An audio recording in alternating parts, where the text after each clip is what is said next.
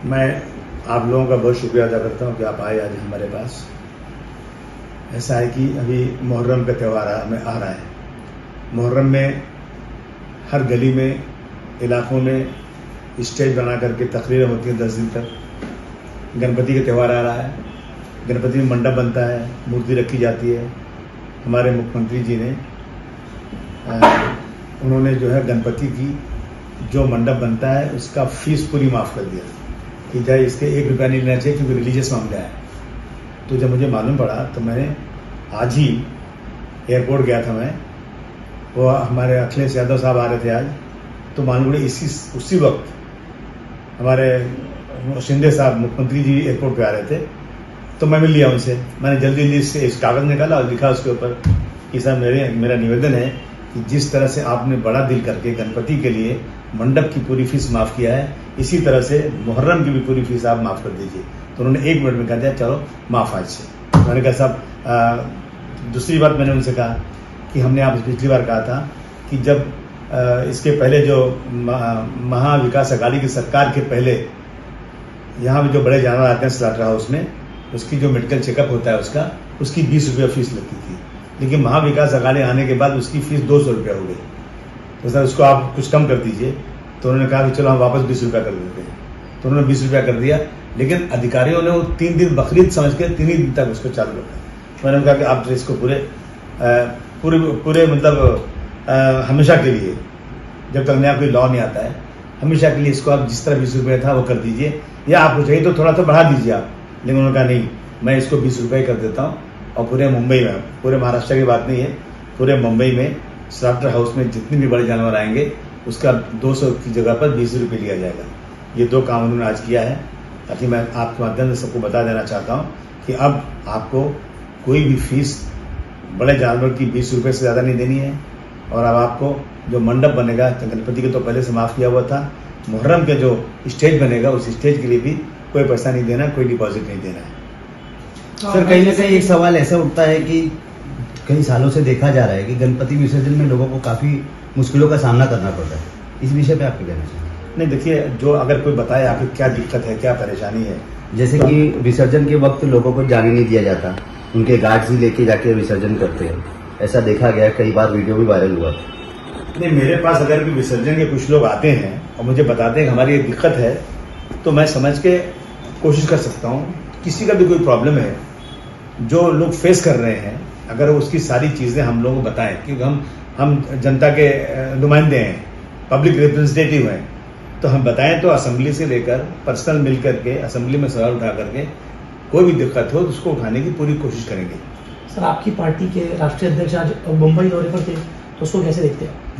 दौरे पे आए थे, वो बहुत दिनों से मुलाकात नहीं हुई थी। उन्होंने कहा कि मैं चाहता था आप लोगों से मुलाकात करूँ आके, और उनका एक पर्सनल जो मतलब तल्लुकात के कोई साहब थे, तो उनको आके उनको सहारा स्टार में मिलना था। उनसे मिले, कार्यकर्ताओं से मिले, थोड़ा भाषण किया, प्रेस वालों से मिले और वापस चले गए।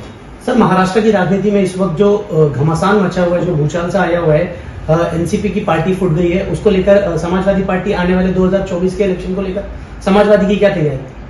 बेगानी शादी में अब्दुल्ला दीवाना, मुझे क्या लेना देना। अगर कोई पार्टी टूटती है, कोई जाती है, वो आती है, वो लोग देखे, सवाल है अपना। लेकिन मैं समझता हूँ कि महाराष्ट्र में काम होना चाहिए। सर, कॉर्पोरेशन इलेक्शन को भी कॉर्पोरेशन इलेक्शन के लिए हम तैयारी कर रहे हैं अपनी। हमें किसी से अलायंस करना नहीं है। हम जानते हैं हम किससे अलायंस कर सकते हैं। हम कांग्रेस से अलायंस कर सकते हैं। महाविकास अघाड़ी भी कमजोर हो चुकी है, हम महाविकास अघाड़ी में हैं और थे, आज भी हैं, लेकिन इंसाफ होता नहीं है। महाविकास अघाड़ी में समाजवादी पार्टी के रहने के बाद भी आज तक कभी आपने नहीं सुना होगा कि ये सरकार जो थी शिवसेना, कांग्रेस और एनसीपी की सरकार थी। हम लोगों का नाम कभी आया नहीं कभी। फिर भी बीजेपी जैसी पार्टी इस महाराष्ट्र में कमजोर हो जाए, आगे फिरका परस्ती न बढ़ाने पाए, ये सोचते हुए हम बिना मांगे हुए सपोर्ट दे देते हैं, क्योंकि बीजेपी जो है इस मुल्क के संविधान के खिलाफ काम कर रही है। अब आगे हम अपनी तैयारी पूरी करेंगे। अगर कोई इज्जत के साथ, एहतराम के साथ यह है कि हाँ भाई बीजेपी जैसी पार्टी चुन के ना आने पाए, हमारे से कोई अलायंस की बात करता है, तो हम जरूर बात करेंगे। सर, लोकसभा चुनाव को मद्देनजर रखते हुए जो महागठबंधन एक अलायंस बन रहा है, उसको लेकर क्या कहेंगे? बनना चाहिए। हम चाहते हैं बन जाए, एक अलायंस सब बन जाए, सब 1-to-1 फाइट अगर होगी ना, तो मैं समझता हूँ कि बीजेपी की सरकार नहीं आएगी। सर, जैसा कि आज नेशनल प्रेसिडेंट आए थे, यूथ और एक यूथ आइकॉन है वो, उनके आने के बाद भी ये समाजवादी पार्टी की जो रणभूमि है कैसी रहेगी? बहुत अच्छी रही। आज लड़कों में क्या जोश था, उनको देख के सिर्फ फोटो खिंचाने के लिए कितने बेचारा कपड़ा फट गया। तो मैं समझता हूँ यहाँ भी बहुत सारे एक्स चीफ मिनिस्टर हैं, आप उनकी हालत देख लो। मिस्टर अखिलेश यादव के अंदर एक आकर्षण है, लोगों को है, यूथ आइकॉन है वो। और हम समझते हैं कि उत्तर प्रदेश इस देश का दिल है, उत्तर प्रदेश से जो चुन के आता है वही सरकार चलाता है। हम सब की कोशिश होना चाहिए कि वोटों का बिखराव ना हो, सेकुलर बनाम कम्युनल ये इलेक्शन हो और उसके बाद सेकुलर इकट्ठा सब आ जाए। तो मैं समझता हूँ सर, जैसा कि गोवंडी शिवाजीनगर में समाजवादी ने इतना परिवर्तन लाया है, और आगे 2024 में कहाँ परिवर्तन करेगी समाजवादी? अभी हम कोशिश कर रहे हैं कि हम अभी हमारे फंड लाने की कोशिश कर रहे हैं। जो कुछ बचे हुए काम वो करना चाहते हैं। कब्रिस्तान पहले कब्रिस्तान एक ही थी, हमारे आने के बाद 2 कब्रिस्तान थी। अब कब्रिस्तान में आजकल जो है ना, देखिए आज दोनों कब्रिस्तान बंद पड़ा, काम सही नहीं हो रहा। वजह इसकी हो गई है कि हम लोगों ने कोशिश करके यहाँ जो लकड़ी लगती क्या बोलते हैं उसको, बरगा हम लोगों ने फ्री कराया, समाजवादी पार्टी के नगर सेवकों ने लड़ाई करके। अब बरगा जो है ना वो कुछ इस तरह का आने लग गया कि वो बरगा जो है गलता नहीं, टूटता नहीं। वो बरगे पे जो मिट्टी जाती है ना वो नीचे नहीं जा पा रही है। और 18 महीने 2 साल 18 महीने 20 महीने होने के बाद भी डेड बॉडी जो है ना पूरी तरह से जैसा उसको खत्म होना चाहिए वो नहीं, ऐसी बहुत सी बॉडी ऐसी निकल रही जैसे लगता है कि 2-4-6 महीने की बॉडी है ये। तो इसलिए अभी उसमें प्रॉब्लम हो रहा है। लेकिन आइंदा हमने सबसे रिक्वेस्ट किया है, हम एक तो बरगा बदली कर दिया गया, बरगा जो है लकड़ी का आना चाहिए ताकि कब्रिस्तान बनने के बाद कुछ दिनों में वो बरगा टूटे, लकड़ी मिट्टी नीचे जाए और लाश जो है ना जल्दी गल जाए। तो ये कोशिश है। दूसरा कुछ लोग क्या कर रहे हैं, कफन टेरिकॉट पे डाल दे रहे हैं, तो उससे भी जो है ना थोड़ा प्रॉब्लम होती है। इन सब चीजों सुनिए ना, इन सब चीजों के लिए लोगों से कहा जा रहा है जब यही गोंडी है, एक ही कब्रिस्तान था, हाहाकार नहीं था, अब 2 कब्रिस्तान हो गया, हाहाकार क्यों मचा हुआ है? तो आसानी और होना चाहिए। लेकिन मुझे लगता है ये बरगा और ये जो है कफन की वजह से कुछ प्रॉब्लम है, लेकिन उस पर ट्रायल किया जा रहा है। दूसरी चीज बॉडी में वो एक मसाला लगाते हैं, उस तरह शायद लोगों ने लगाना कम कर दिया है।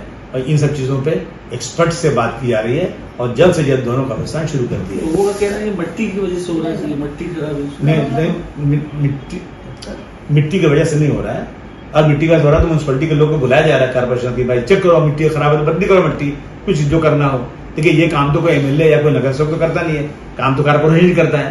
लेकिन उसकी देखभाल अच्छी तरह से हम लोग कर रहे हैं और इस पर रिसर्च करने की प्रॉब्लम क्या हो रहा है। अब तीसरी कब्रिस्तान की भी कोशिश जारी है, शायद तीसरी कब्रिस्तान मिल जाएगी। एक कब्रिस्तान हमको अलॉट हो चुकी है कब्रिस्तान के पीछे जो जगह है, लेकिन उसको वहां से कचरा हटाना और बनाने के लिए कम से कम 200 से 250 करोड़ रुपया खर्च है। तो सरकार उसमें लगे हुए हैं, और कोई जगह मिल जाए हम लोगों को।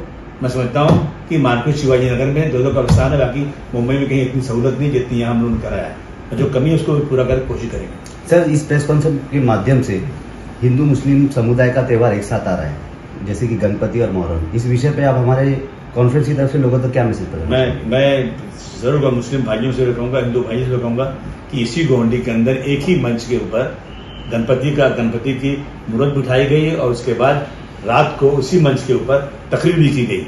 ये एक मिसाल है मुंबई के अंदर और ये मिसाल कायम रहना चाहिए। हिंदू मुस्लिम की आपसी भाईचारगी, एक दूसरे के त्यौहार की रिस्पेक्ट करते हुए प्यार मोहब्बत के साथ मैं समझता हूँ कि मेरे इलाके में मानपुर जगह में गणपति मनाई जाएगी और जो है अपना मुहर्रम की तकरीरें भी होंगी, सब मिलजुल कर रहेंगे। कुछ लोग जरूर ये कोशिश करेंगे कि हाँ यहाँ कुछ झगड़ा हो जाए, कुछ प्रॉब्लम खड़ा हो जाए, ताकि इसकी वजह से वो अपनी सियासी रोटी सेकें, जो जैसा हो रहा है, जो आज RSS बीजेपी कर रही है। मैं समझता हूँ कि इन बातों का ख्याल दोनों धर्म के लोगों को करना चाहिए। यहीं रहना है, यहीं अपने आपसी भाईचारगी खत्म नहीं होने पाए, इसकी कोशिश सब लोग करेंगे और मीटिंग भी करेंगे।